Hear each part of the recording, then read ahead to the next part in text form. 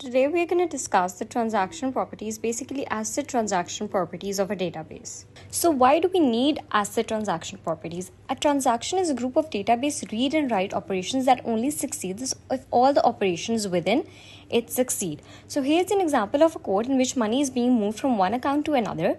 Now the update to both accounts must succeed or the transaction will be aborted. So the succeeding of both the accounts is guaranteed by the transaction properties. Now what are the asset properties of a transaction? Asset is an acronym that stands for atomicity, consistency, isolation, and durability.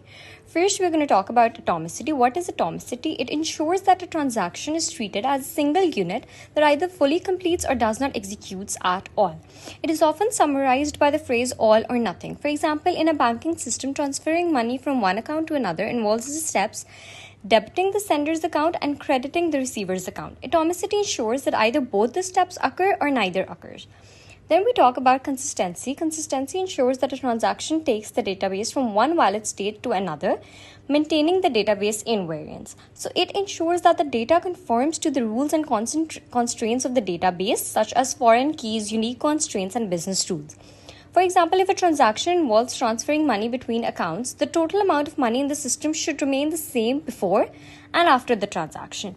Now, what is isolation? Isolation ensures that the transactions are executed in isolation from one another.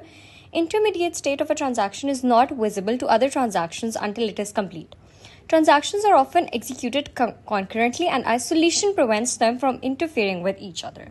For example, if two transactions are simultaneously trying to update the same record, isolation ensures that one transaction's changes are not visible to the other until the first transaction is completed.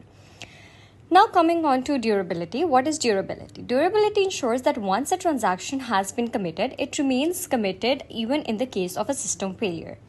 It typically involves writing the transaction to non-volatile storage so that it can survive system crashes. After transferring money between accounts and committing the transaction, the updates remain intact even if the system crashes immediately afterwards. So this was all about the asset transactions. So atomicity, where all parts of a transaction must succeed. Then consistency, which ensures that database rules and constraints are maintained. Then isolation, which executes as if there were the only ones running in the system. And durability, once a transaction is committed, the changes are permanent. Thank you.